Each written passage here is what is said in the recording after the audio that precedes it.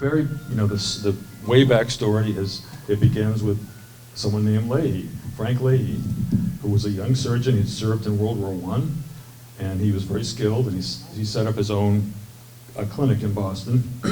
And then, after being very successful in Boston for many years, it outgrew that area and ended up moving. A very controversial move. There had all kinds of problems, which we'll talk about. And of course, that provided for people here emergency room access, which was a great thing if you didn't have it. Now, my own background connecting to this is through Dr. Robert Wise, who was the CEO there for many years. He had been working on a book about Lahey for about 15 years, and a client of mine who was on the board, who I had been doing some writing for, said, I think Dr. Wise could use some help. Why don't you go visit him? So I went to his office at Lahey and walked in, and he kind of, looked at me and asked me who I was and what I thought I could do for him. And I did my best to sound impressive, but the first thing I noticed, his Rolodex was open casually, and there was the home phone number of the late Anthony Eden, who was at one time a British Prime Minister, who had been treated at Lahey many, many years before, and he had been part of that treatment team. So I thought, wow, this is a pretty cool thing. I want to know more about this.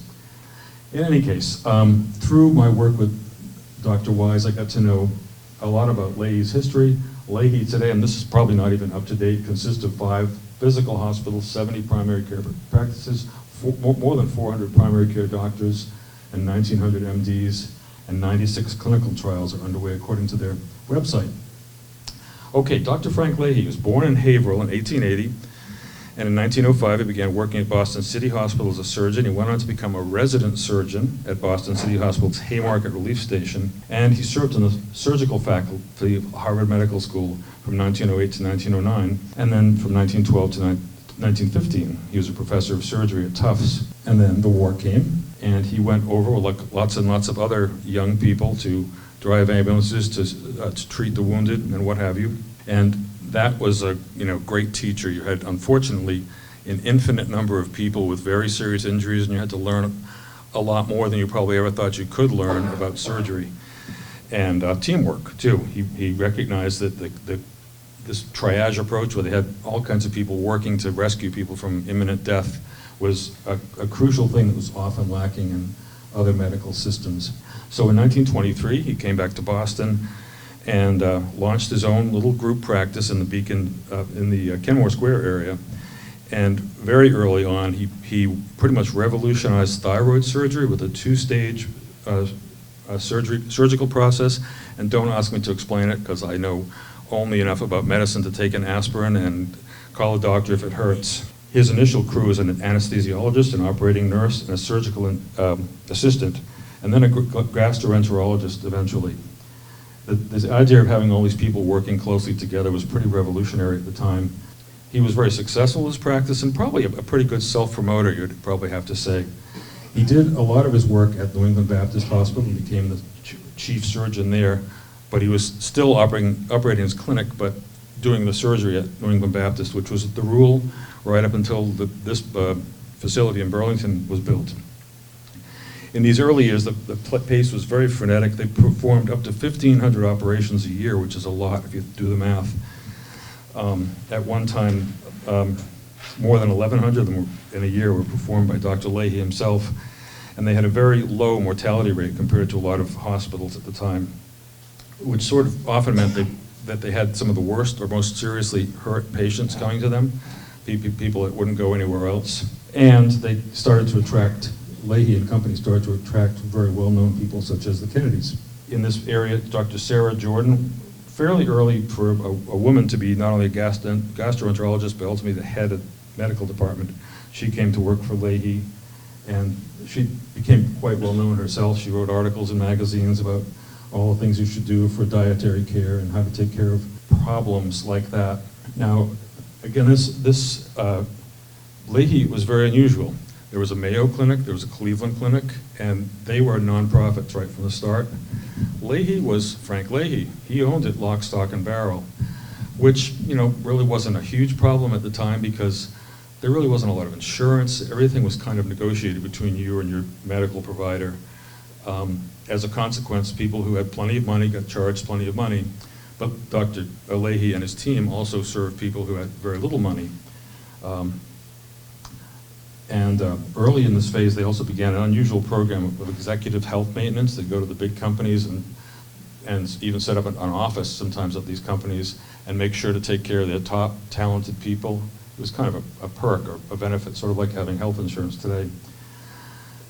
And it definitely became a household name. My late mother used to say, back in the 30s or 40s down in New Bedford, her father was always talking about, oh yeah, Lahey Clinic did this, Lahey Clinic did that.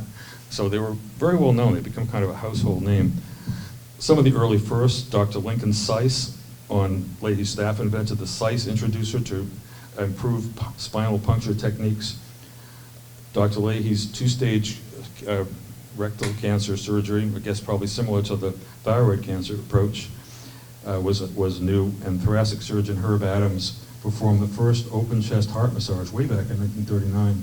In the Second World War, Frank Lahey was appointed chairman of the Procurement and Assignment Commission, which was supposed to go out and find doctors to go into the military, figure out who could be spared, who could do a good job, who was physically capable of going. And he ended up recruiting and probably interviewing 60,000 doctors. And in the course of this, in 1944, he was asked by Ross McIntyre, Rear Admiral Ross McIntyre, who was the White House physician, to examine FDR. This was when he was, I guess, running for re-election. And he was asked to weigh in on whether he thought FDR was up to it. And he told Ross that he didn't think so. He thought he was probably going to die soon. He had very, very severe high blood pressure and probably heart failure with a damaged heart. And there's a picture of Frank Lahey sitting in the middle of the center with some of the other brass that surrounded Roosevelt. It didn't look like McIntyre was going to take his advice, so at the time, Lahey wrote a memo, essentially to himself, and sealed it saying, "This is what I told them, don't say I didn't warn you." And that was sealed away for about 60 years. It was only recently made public, I think around 2000, 2005. And then another part of the story, which we'll start off early on here, Dr. Wise was from a German-American family. His father was just a factory foreman or workman, as he's told me. He went to state medical school. There's a great story which I heard several times about when he was in school. He found a lost dog. He happened to remember that it belonged to that pretty girl on the other side of town, and he took the dog back, and she thanked him, and they became friends, and they got married some years later. And they were married for more than 60 years. He attended a state medical school. I used to know this all like a catechism. I can't remember if it was Pennsylvania State or Maryland State University for his MD. But later in life, he had a certain disdain for overly proud Harvard-trained physicians because he thought he was just as good as they were, didn't like their attitude. He was sent to the Pacific Theater in World War II, and he learned, if he didn't already know, that he could and should get things done. These little arrows, they're a little hard to see, are where the Navy had all their base hospitals. I think the Army did too, but they were all over the Pacific to support what was going on. And he was assigned to Peleliu in the Palau Islands, not far from the Philippines, where there'd been a terrible battle some months before with incredibly heavy casualties, and there'd been an initial hospital set up on an emergency basis to support the Marines. But he was asked to make a real hospital with Quonset huts and whatever you could do to pull something together to support the war as it continued. So he was in charge of Naval Base Hospital 20. The Seabees helped build the hospital out of out of Quonset hut sections. Those curved buildings you still see sometimes in old movies, or sometimes they still make these. He had 6 H-type Quonset huts put together that could handle 100 beds each. He didn't have a plan. They just said, go, requisition stuff, make it happen. And here he's probably 24, 25 years old. He soon figured out that he could get things done because alcohol was a medical goodie. If you needed it for medicinal purposes, you could have it. And, well, medicinal purposes includes building the damn base hospital now. So he got it done. And later on, there was an expansion. They couldn't get all the parts across the Pacific to build the larger hospital, but he was a absolute get-it-done kind of guy. This is some National Archive photos of some people being treated at the hospital who were on the USS Indianapolis. If you know that story, the ship was sunk. It actually delivered the atomic bomb to the base to be flown over Japan. and then they left, and nobody bothered to see where they were, and they got sunk by a Japanese Japanese submarine. And these guys were in the water for a week or two, and most of them got eaten by sharks or died of exposure. But these are some of the survivors that were treated at the hospital he had built.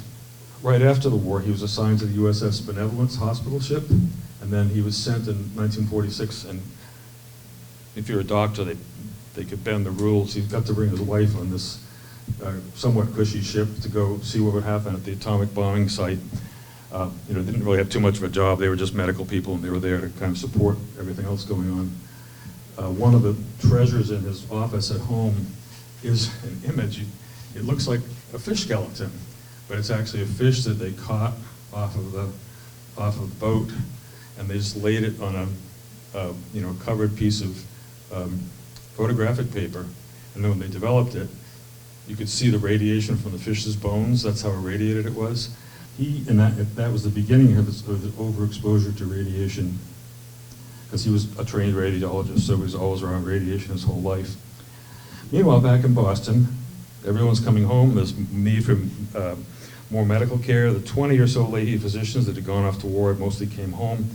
The Frank Lahey and the clinic started working with MIT researchers on some of the earliest radiation treatments for cancer, and he was looking for new staff. This is in the foreground is John Trump, the uncle of the president, future president, and in the background is Mr. Van de Graaff. And these two gentlemen started high voltage engineering, which used to be on the far side of Route 128, and they made a whole bunch of machines, including cancer treatment machines, using radiation or creating high voltages. And later on, as we'll see, Trump was the one, supposedly, who suggested the Burlington location when the clinic was looking to move. Dr. Wise ended up being approached by Dr. Lahey. He wasn't in a big hurry to move out this way. He was happy where he was in Ohio, I think, or Pennsylvania. But he got persuaded and was offered the right amount of money and hired, and then just a few months later, Dr. Lahey passed away. So he had the distinction of being the last doctor hired. So I call this the Cattell era because the doctor that took over leadership of the clinic was Richard Cattell. He was an expert in biliary duct reconstructive surgery, your pancreas, bile ducts, and later was director of the Lahey Clinic. He was renowned for operating on all kinds of patients, including Sir Anthony Eden, who had an operation back in London, but it had not gone well. And he was in tough shape, so he was put on an emergency flight and brought to Lahey Clinic because they had the reputation for being able to handle this. And he had follow-up appointments a number of times throughout his life for whatever Cattell was able to do for him. Cattell also had to deal with the very peculiar organizational structure of Lahey, which was closely held, and upon his death it became mostly owned by his wife, but there were some peculiarities. But there was this woman who had been the trusted confidant of Frank Lahey, Linda Strand, and she was, shall we say, trying to really control everything, I guess you could say, rightly or wrongly. I don't know the exact details of the situation, but the medical staff felt that she shouldn't be running the clinic exclusively. It should be a doctor running it, which was probably legally correct. So there was a lot of back and forth. That didn't all get resolved by Dr. Cattell, but he started the process. And later on, he was unfortunately struck with Parkinson's disease, which limited his ability to work, and he finally retired. And Dr. Wise, meanwhile, was making advances in radiographic techniques involving contrasting dyes and all kinds of photographic techniques and X-ray techniques that were giving you the kinds of things we take for granted now with PET scans and CAT scans, but he was doing it with other methods to get more precise diagnostic radiology accomplished. Okay, through this period, the relationship with New England Baptist continued very close. At one point, 70% of the hospital's patients came from Lahey Clinic, and this is just a picture. It's labeled as the staff, but I don't think it's really all the staff in 1954, for example, because I don't see Dr. Wise there, but maybe he was working nights. Later, this might have been in the 60s, I'm a little unclear on some of the sequences. They acquired a bigger building, primarily for administrative purposes and for doctor visits in Kenmore Square, but they were always just busy, busy, busy, and people were running back and forth to the hill where the hospital was. In 1959, Lahey neurosurgeon Dr. Fager treated Ted Williams for a pinched nerve in his neck. And as I mentioned, Dr. Cattell had his health problems, so Herb Adams, who'd been with Dr. Lahey since the 30s, came on board. He was a 1929 graduate of Harvard Medical School, and for a time had been chief surgical resident at Mass General. He continued to sort out those problems that the clinic had due to its ownership structure. And later he wrote this really terrific book, The Knife That Saves, about his career, most of which was at Lahey. And oh my gosh, the stories in there are just incredible. Makes you realize how fortunate we are now to have good medical care everywhere. They were constantly being called, you know, they get a telegram from, you know, someplace in northern Vermont, somebody is having something, whatever, gangrene or who knows what, and they'd get in an open touring car. Dr. Adams and Blanche Wallace, the primary nurse, and put on 8 fur coats and flasks of hot water and go roaring across the landscape for a 5-hour drive in the middle of the winter. Or in one case, in the middle of a very significant storm, they took one of these like surf boats, a motorboat for deep waves and water, and went from Woods Hole to Martha's Vineyard to go treat somebody on their kitchen table who was having an appendicitis and needed immediate operation. So these people went everywhere and did everything it needed doing. In 1964, the clinic established its research division, and a lot of this work was done at a Navy research lab at the Chelsea Hospital. Again, Lahey was kind of a diffuse organization. People would be here, there, everywhere. They didn't have one, well, they had a few buildings that were their own, but mostly they operated at different facilities. Watkins invented a pump oxygenator for open heart surgery, which is just starting to become a surgical thing. And he invented the Watkins USCI, I'm not sure what that stands for, chronofuser, a miniaturized self-contained infusion pump for chemotherapy. And again, that was early. Chemotherapy was just being developed, and having this kind of automated pump to distribute it was a pretty radical step. In 1964, Ted Kennedy was treated at Lahey. He had had a plane crash out at Barnes Airport in Southampton, Massachusetts, or West Hampton. The pilot and one of his aides had been killed, and he was pulled out of the wreckage. He had bad back injuries, punctured lung, broken ribs, and internal bleeding. And he was brought to Lahey, as was playwright Lorraine Hansberry, famed for Raisin in the Sun. And this is Dr. Adams in the middle and Dr. Poppin, I think, on the left, with Joan Kennedy discussing Ted's condition that we referred to a moment ago. They just determined that he probably wouldn't actually need an operation, that they were going to be able to give him other kinds of treatment to get him back to health, which did happen. Now, again, that hangover of the private ownership of Lahey was a problem, especially in the mid-60s, when the whole kind of financial picture started to change. Medicare and later Medicaid became available. This is a picture of Lyndon Johnson signing the Medicare law with Harry Truman and Bess Truman to our right, and Herbert Humphrey in the background. So that brought all kinds of new money into medicine, and medical costs began to inflate, in part because there was so much more money and some people wanting so many more procedures. And the for-profit model, especially where you would attempt to, charge a lot more to the rich patients and a lot less to the poorer patients, just wasn't going to work anymore. Dr. Adams heard about a New York City attorney, a Yale attorney he'd been involved with Roosevelt's Reconstruction Finance Corp. He'd done all kinds of consulting around the world involving peace programs and post-war stuff, and he was on the board of Overlook Hospital. And he was an expert in creating nonprofit foundations. He also helped the Lahey Clinic. The Cleveland Clinic. So Adams hired him to consult on turning it into a nonprofit, and he eventually came aboard as president. And again, the distinction, there would be kind of a president-type person to handle administrative details, but always a medical director, at least co-equal, and sometimes they were the same person. And this is just a really fun story. Dr. Fager was a colleague of Dr. Wise's, and I got to meet him a couple of times. And this was his favorite story. He helped this famous jockey, John Nerud, who'd been injured and was afraid he'd never be able to get back to horse racing. And Dr. Fager took care of him, patched him up, made him feel great, and he said, "I'm going to name my best horse after you." So his best horse, named Dr. Fager, went on to achieve the only horse that ever held 4 titles in 1 year and was voted Horse of the Year. And Dr. Fager, of course, in his spare time, he actually wrote a book about this whole thing, which you could probably find somewhere in a library if you look hard enough. So the McLean era, if we can call it that, was more growth and still an involvement with New England Baptist and a fight, if you will, over Mission Hill.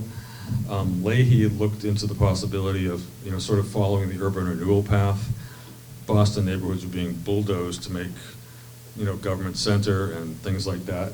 So Lahey thought it would follow that pattern and set up a clinic, a bigger clinic, adjacent to New England Baptist, where they could cooperate. And I'm not sure, I don't know all the details, whether they intended to have their own hospital-type facilities or still share them with the Baptist. I think they weren't even quite sure. But this was also the era of civil rights, demonstrations, ladies in East Boston laying down to stop the bulldozers and dump trucks because they didn't want noise in their neighborhood. And there was a very tough-minded lady on Mission Hill who did exactly that and made things really tough for Lahey. And besides which, there was the opportunity to probably build something bigger and better in the suburbs, and probably also meeting the new need because the suburbs were growing. So they decided, McLean and company decided not to build in Mission Hill. They looked at sites in Westwood, Belmont, and Bedford. And interestingly, the site in Westwood that they didn't take ended up becoming a senior living facility. And that's where Dr. Wise moved in his later years of life. That's where I used to visit him when I was working with him. So it's kind of a circular thing. Burlington came out first for a number of reasons, especially at the time there was still talk of having Route 3 extend all the way to the center of Boston, which would have made this an even, in some ways, more strategic location in terms of traffic and so on. But deciding to go to Burlington was the easy part. At the same time, Lahey was continuing to add structures. It had merged with Brooks Hospital, which was a small hospital in Jamaica Plain. And this is not directly related, but Lahey had an office at NASA's electronics laboratory in Cambridge, sort of doing that executive health, but bigger. I think they helped everybody that worked at NASA. It was kind of a perk to have Lahey come and keep you folks healthy. They built a place in Kenmore Square to handle all the appointments with phones and connections. The complete absence of computers back then. And here we go. This is one of the first. I'm not sure whether this was in a Burlington paper or in Lowell Sun. They also covered this very, very well. But Dr. Wise used to call it the Battle of Burlington because from his perspective there was just one controversy after another. It was like whack-a-mole. There was always some new opposition popping up. But initially it looked like it was going to go fairly swimmingly. The town needed to have a town meeting to approve this. I guess they had to rezone to allow a nonprofit to come in or hospital use, as opposed to just industrial use or retail use on Mall Road. That was to some extent controversial because the town had a kind of a tax crunch. They needed to build schools because they had all the baby boomer children busting at the seams in the existing facilities. Another complicating factor was Massachusetts was one of the first states to adopt, I think New York was the first, the determination of need process. In the good old days, people would say, I'm going to build a hospital, and that was that, you just built a hospital. But particularly with insurance programs coming in and state aid coming in and Medicare and Medicaid, the states decided they wanted to look over the shoulder of hospital planners and decided whether it was really a good idea to have a hospital in any given location. They wanted to basically manage the market, in other words, make sure there was some competition but not too much, and so on. So that process was a new hoop that was going to have to be gone through. There were some local doctors, someone was just telling me about this a minute ago, who welcomed the idea of Lahey, even though they had relationships with other hospitals like Winchester, and some did not. And some of the regional hospitals were okay with the idea of Lahey, and some were definitely not. Most prominently, I'm not sure if they probably had one of these folks as clients, but Murphy and Shea was a local law firm that was kind of leading, or at least prominent in the opposition.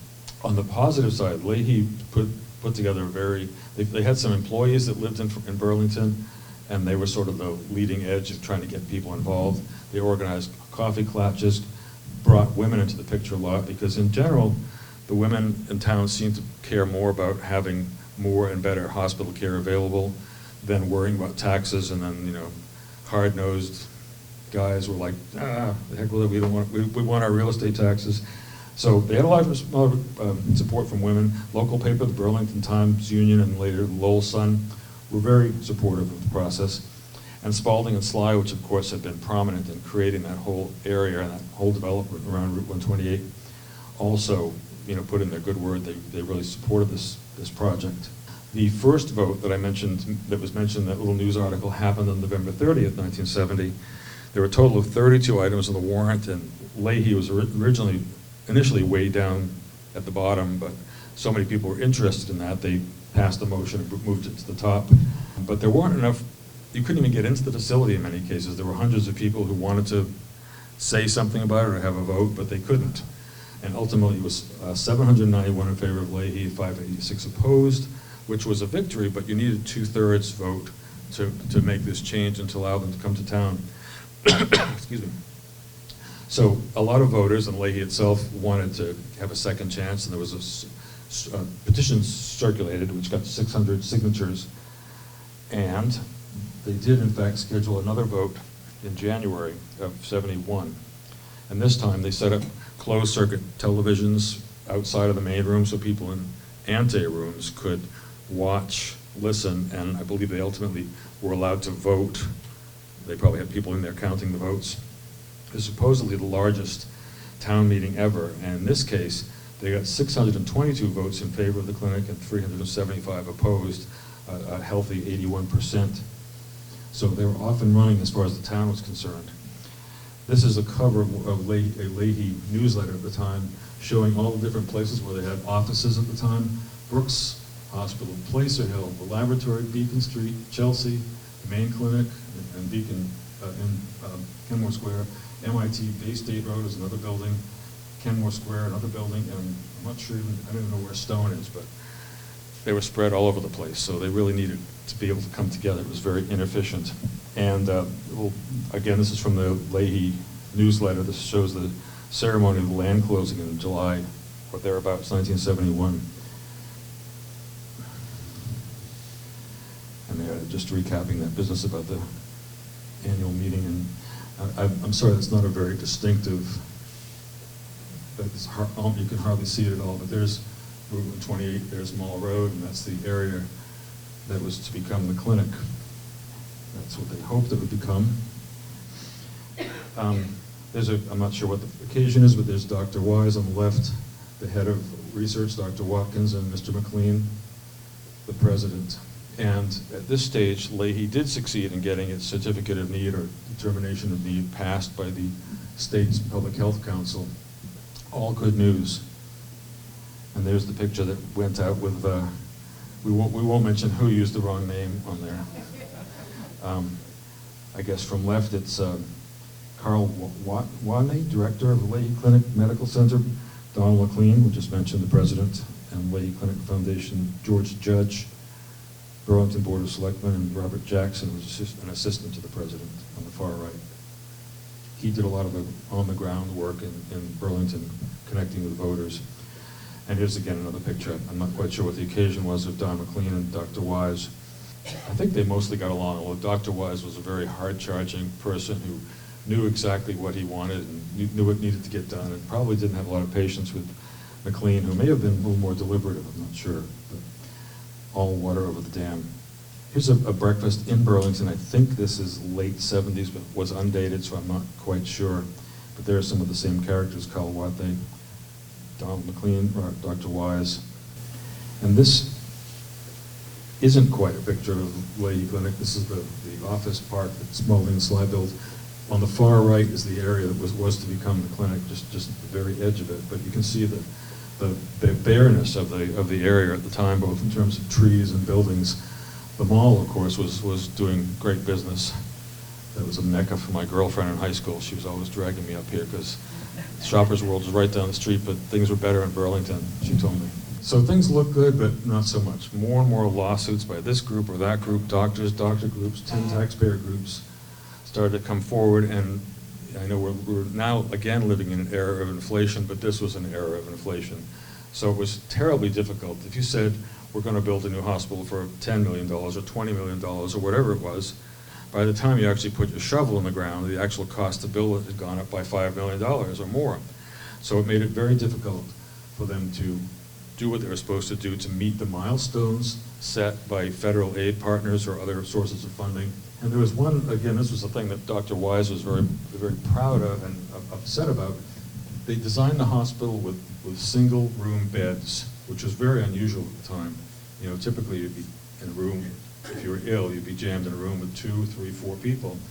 But Lahey felt, and I certainly agree because I've been hospitalized a couple of times, that it's not good to have to share your space with somebody else who's getting care, or maybe unwell, or may have a serious health condition that makes it unpleasant to be around them.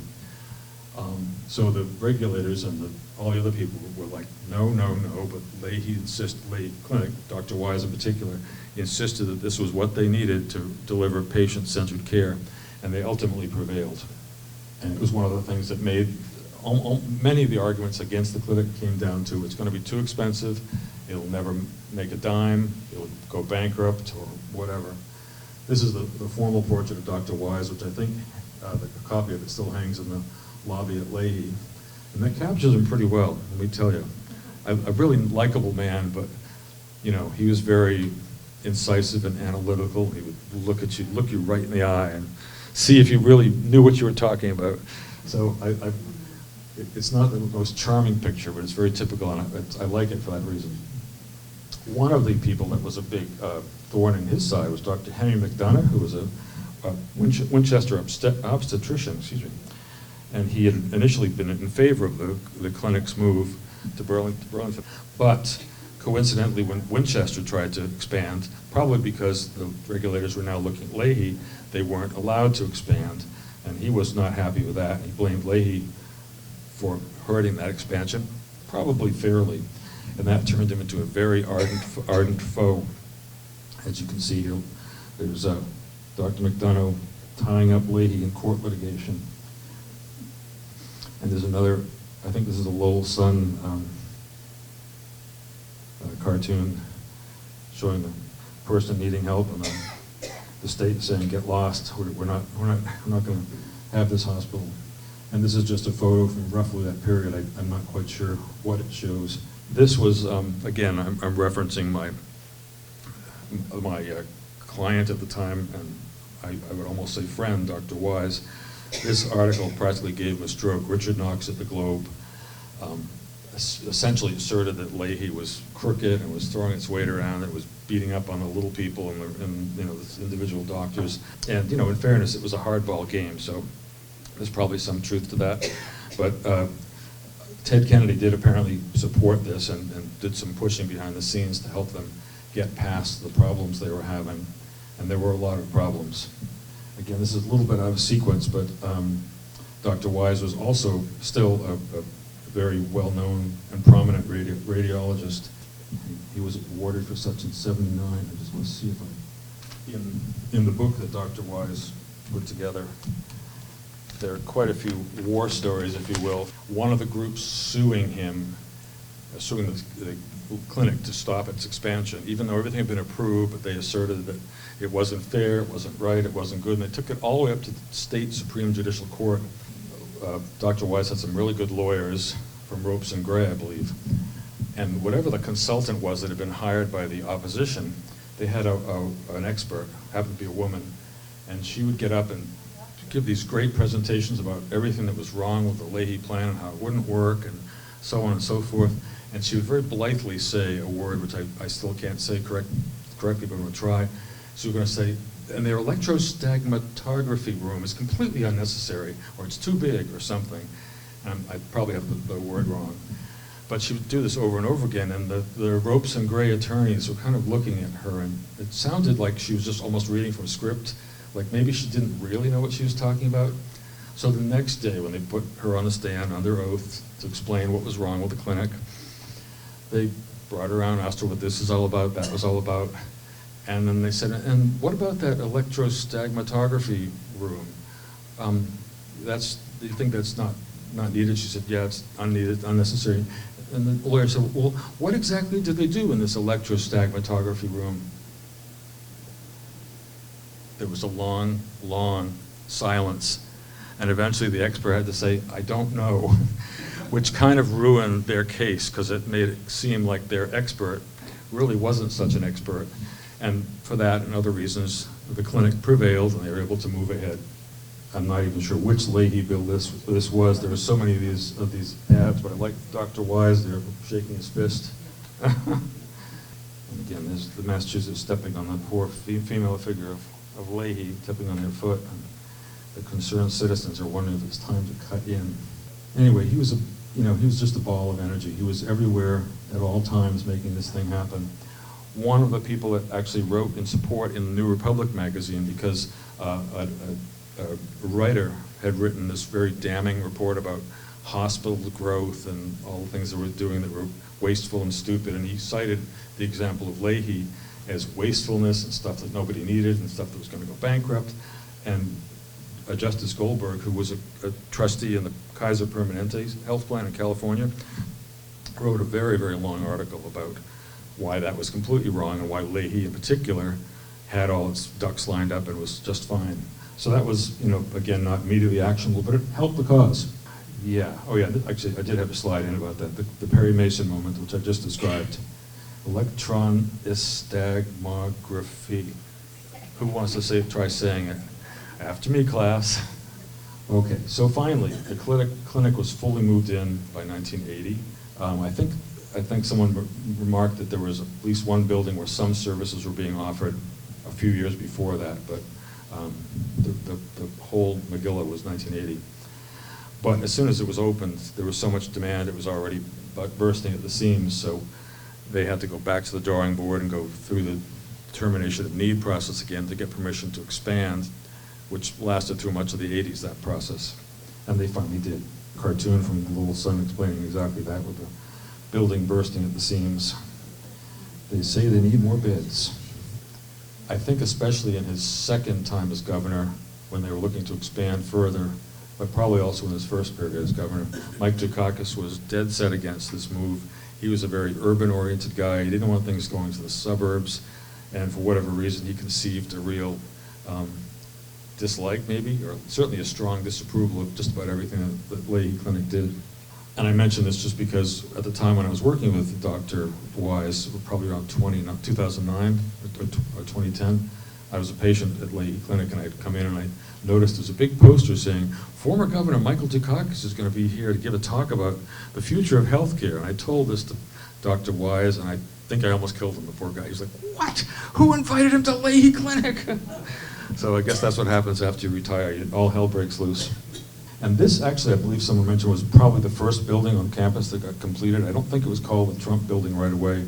But John Trump was on the board of directors for many years, very, very talented scientist, and very closely involved with many aspects of the clinic, especially the radiological parts.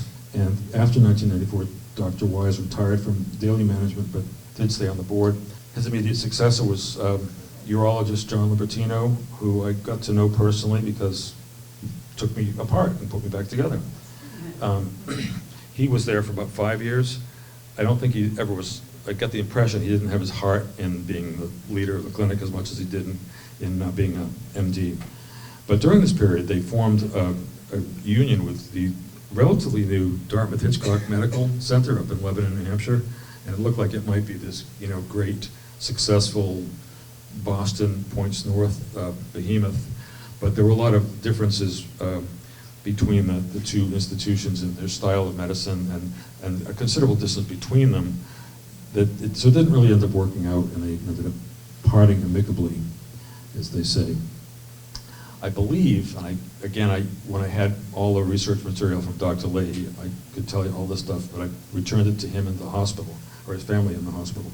I think the next CEO after that was Bruce Steinhauer, and I don't know how long he lasted, but I did see an unfortunate, probably because of the glasses and the bow tie, an unfortunate reference to someone saying, he looked like Dr. Magoo in a white coat, which is kind of unkind. I believe he's still practicing in Tennessee, a very well-respected doctor. After that came Dr. Corkery, whom I knew a little bit and who lasted until, I think, the mid-teens.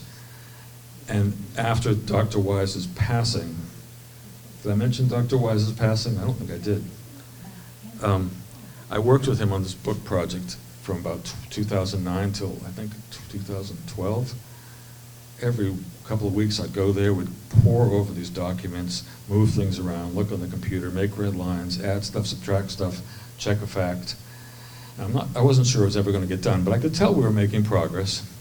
And one final Saturday, I went to see him, and we went through this and that, and he looked at it, and he said, I think we finally got it. I think this can be published. So I said, that's great. Thank you, Dr. Wise. It's been great working with you. I went home, and the next morning I got a call from his son. He'd passed away in the night, which was shocking.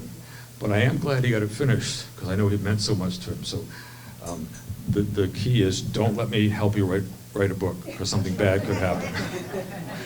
Anyway, Dr. Corkery at the memorial service mentioned that when he had come aboard, Dr. Wise had already been retired 7, 8, 10 years, and Dr. Wise asked to see him, or he invited him into his office, and he came in, and he was at his desk, and Dr. Wise went over and sat down next to him, opposite him, a little more wrinkled, but the same piercing eyes, and just stared at him. And said, what are you planning on doing with my hospital? And I guess he had a good answer, but Dr. Wise was the hospital. He so embodied it, and so cared about it, and worked so hard on it. Dr. Corkery was succeeded by Dr. Longworth, and someone just told me, I didn't check the website recently, there's a new person, a woman from Canada, who's now the new head of Lahey. So things have changed. And that is pretty much that. That's my spiel.